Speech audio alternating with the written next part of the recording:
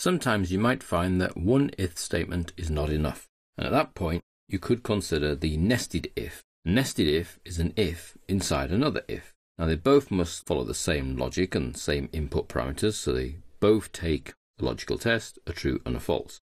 But what you find with a nested if is one of those true or falses could actually be replaced by another if, so an if inside an if. Let's have a look at our working example, which is the nested if file. Here we have our same pupils as previously, and their math score and their history score. Now they only get a pass if they pass both exams. If they don't pass both exams, then they get a fail. So we can use an if.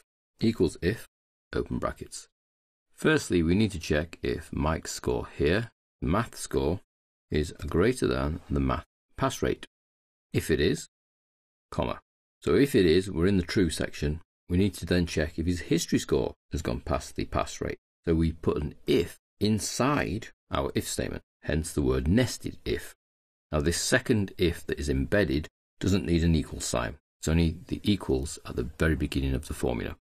Here we simply put our if, and our second logical test is whether the history score is greater than the history pass rate. If so, then we have a pass. Because to get to this part of the formula, he must have successfully negotiated this question and this question to get this pass score. If, however, his history score is not a pass, then we have a comma, fail, again in speech marks because we want the literal word to come out, and then we close the round brackets for this if statement. Now luckily Excel color codes everything, so I know that that closing red bracket matches up with that opening bracket there, and I have a logical test, a true and a false.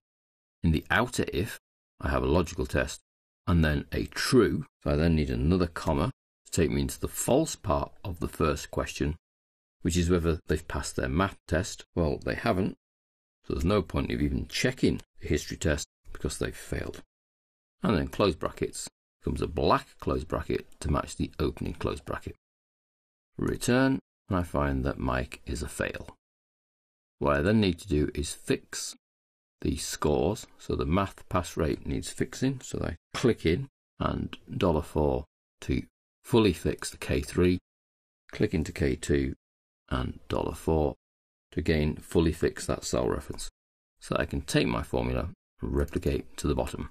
And it turns out that Guy's passed with 2 78s and Sarah with a 98 and a 76. Now if I were to experiment with lowering the pass rate, would I get any more people through?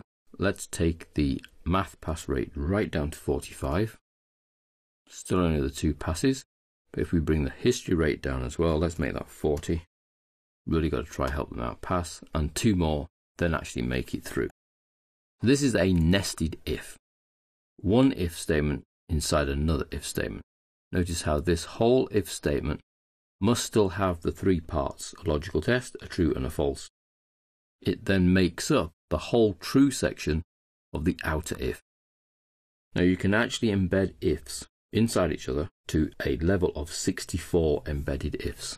Probably enough for anybody who would want to embed ifs inside each other. So this gives you the ability and the power to ask multiple logical tests to then come out with a logical result. Now there are other ways of checking for multiple criteria using the and, the or the not functions inside your if statement, and we're going to look at those shortly.